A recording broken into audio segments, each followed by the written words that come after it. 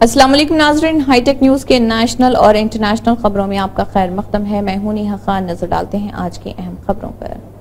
मध्य प्रदेश हुकूमत के जरिए पेश करदा रियासती बजट को मध्य प्रदेश कांग्रेस के सदर जेतू पटवारी ने कागजी बजट करार दिया। उन्होंने रियासत की बीजेपी हुकूमत पर सख्त हमला करते हुए कहा है कि हुकूमत कर्ज लेकर कागज पर तरक्की दिखाने की कोशिश कर रही।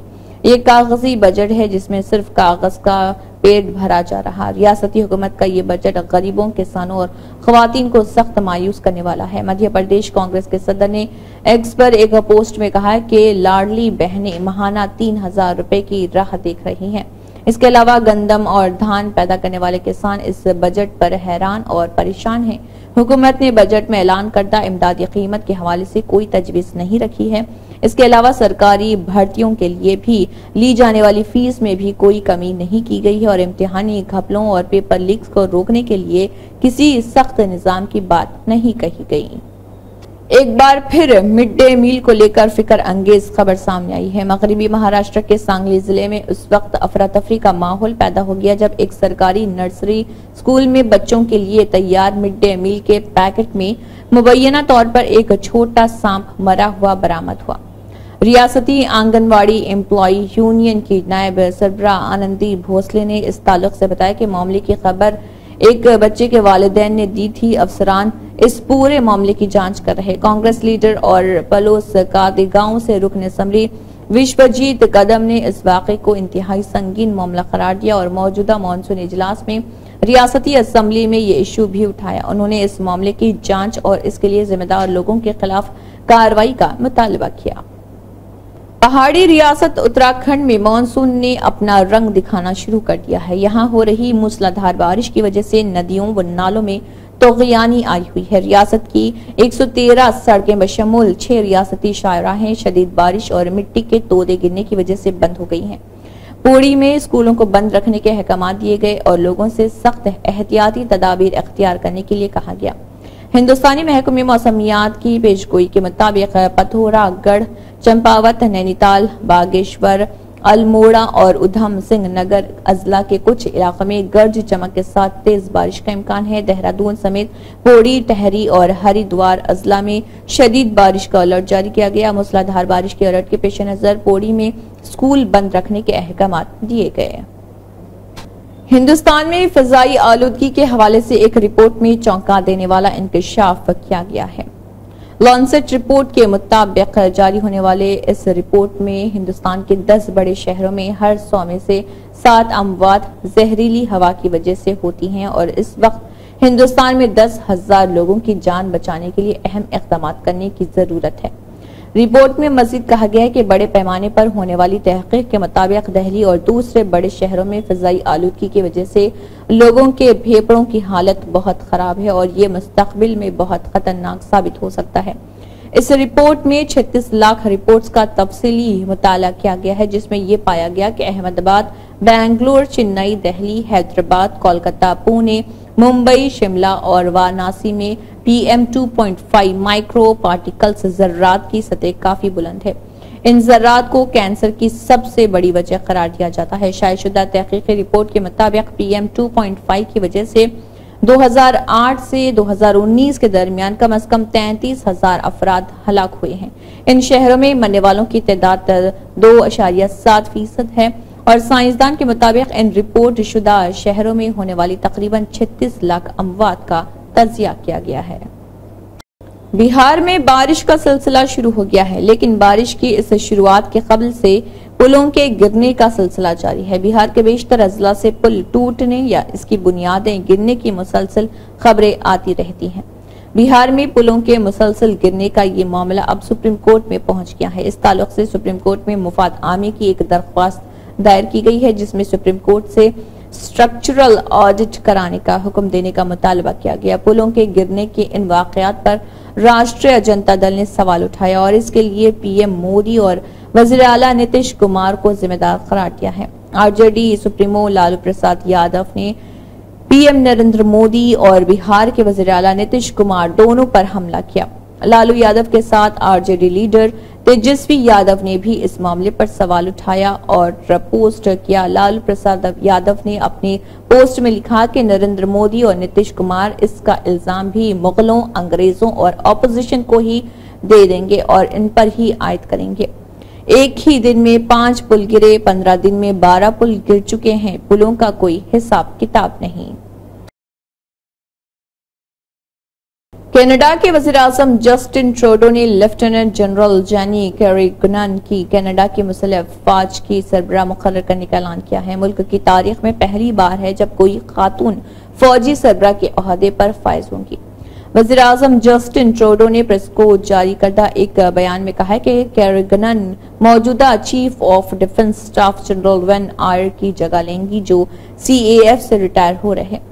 जेनी कैरिगनन 18 जुलाई को ओहदे की जिम्मेदारी संभालेंगे। रिलीज के मुताबिक कैरिगनन का फौजी करियर 35 साल से ज्यादा अरसे पर मुहित है और इस दौरान वो 2 जंगी इंजीनियर रेजिमेंट और Royal Military College Saint Jean और कैनेडियन डिवीजन को संभाल चुकी हैं, जहां उन्होंने 10,000 से ज्यादा फौजियों की क़ियादत की।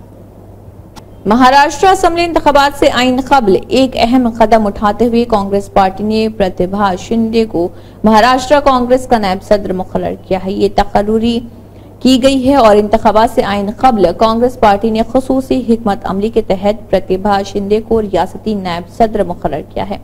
महाराष्ट्र प्रदेश कांग्रेस कमेटी के सदर नाना पटोले ने एक बयान में कहा है कि प्रतिभा शिंदे को रियासती नायब सदर मुकर्रर किया गया और कांग्रेस सदर मल्लिकार्जुन खड़गे ने उनकी तकर्री को फौरी तौर पर मंजूरी दे दी। महाराष्ट्र कांग्रेस के नायब सदर बनाए जाने के बाद प्रतिभा शिंदे ने पार्टी के कौमी सदर मल्लिकार्जुन खड़गे, पार्टी लीडर राहुल गांधी और जनरल सेक्रेटरी के वेणुगोपाल, महाराष्ट्र के इंचार्ज रमेश चन्नेथला और रियासती सदर नाना पटोले का शुक्रिया अदा किया।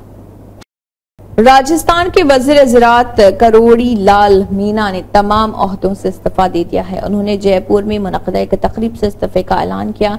करोड़ी लाल मीना राजस्थान की भजन लाल हुकूमत में काबीना के वजीर हैं और रिपोर्ट के मुताबिक उन्होंने जयपुर में मुनक़दा एक प्रोग्राम में कहा कि वज़ीर आला भजन लाल ने उन्हें इस्तीफा देने से मना किया था, लेकिन उन्होंने तमाम ओहदों से इस्तीफा दे दिया है।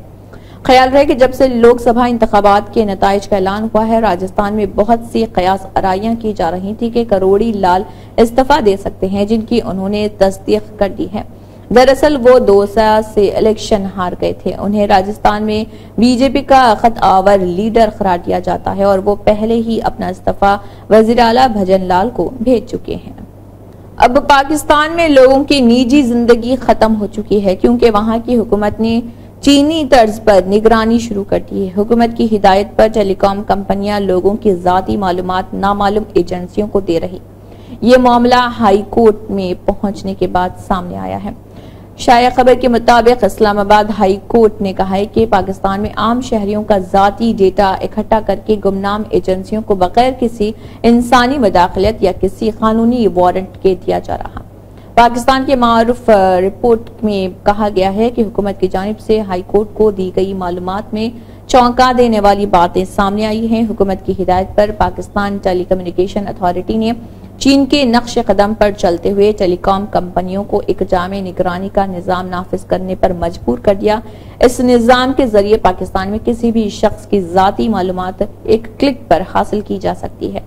इस निजाम को लीगल इंटरसेप्ट मैनेजमेंट सिस्टम कहा जाता है। मजे की बात यह है कि पाकिस्तान में उसे बिल्कुल चीन की तरह नाफिज किया गया है।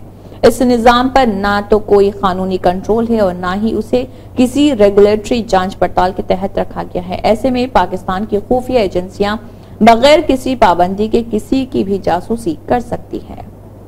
अदाकारा और बीजेपी के रुकन पार्लियामेंट कंगना रनावत को चंडीगढ़ एयरपोर्ट पर मुबैना तौर पर थप्पड़ मारने वाली CISF कांस्टेबल कुलविंद्र कौर का तबादला कर दिया गया। कौर को तालिबी इंक्वायरी मुकम्मल होने तक बेंगलुरु में एक यूनिट में मुंतकिल किया गया। कुलविंद्र कौर ने नौमुंतखब रुकन असम्बली कंगना रनावत को इस वक्त थप्पड़ मारा गया था जब वो दिल्ली रवाना होने के लिए चंडीगढ़ एयरपोर्ट पर पहुंची थी। CISF ने कौर को फौरी तौर पर मुअत्तल कर दिया था और उनके खिलाफ FIR भी दर्ज करा दी थी। रिपोर्ट में जराये के हवाले से बताया गया है कि कुलविंद्र कौर को मुअत्तली का सामना है और उनको तालिबी इंक्वायरी मुकम्मल होने तक कर्नाटक की राजधानी बेंगलुरु में 10वीं रिजर्व बटालियन में तैनात किया गया है। मजीद ये कि उन्हें इस इवेंट में और इस यूनिट में इसलिए भेजा गया है कि ताकि इस वाक़े की गैर जानिबदाराना तहकीकात को यकीनी बनाया जा सके। वजारत दिफा ने अग्निवीर अजय सिंह की मौत के बाद उनके कुंबे को कोई इमदाद न मिलने की खबरों की तरदीद करते हुए कहा है कि अब तक उनके कुंबे को 98 लाख रुपए से ज्यादा की एक्स ग्रेशिया रकम मिल चुकी है और बाकी रकम भी तफ्तीशी अमल मुकम्मल होने के बाद दी जाएगी। वजारत दिफा के जराये ने रात देर गए कहा कि अग्निवीर अजय सिंह की अफसोसनाक मौत के बाद उनके अहल खाना को इमदाद की रकम के हवाले से सूरत हाल को वाज़ेह करने की जरूरत है। जराये ने बताया कि अग्निवीर अजय सिंह इस साल जनवरी में जम्मू कश्मीर के नौशेरा सेक्टर में बारूदी सुरंग के धमाके में मारे गए थे। अब तक उनके कुंबे को 98 लाख और 39,000 बतौर रुपए एक्स ग्रेशिया दिए जा चुके हैं। उन्होंने कहा है कि जरूरी तफ्तीशी अमल मुकम्मल होने के बाद इस कुंबे को 66 लाख रुपए की इजाफी रकम अदा की जाएगी। इसी के साथ हाईटेक न्यूज के नेशनल और इंटरनेशनल खबरें इख्तिताम को पहुंचते हैं। अल्लाह हाफिज।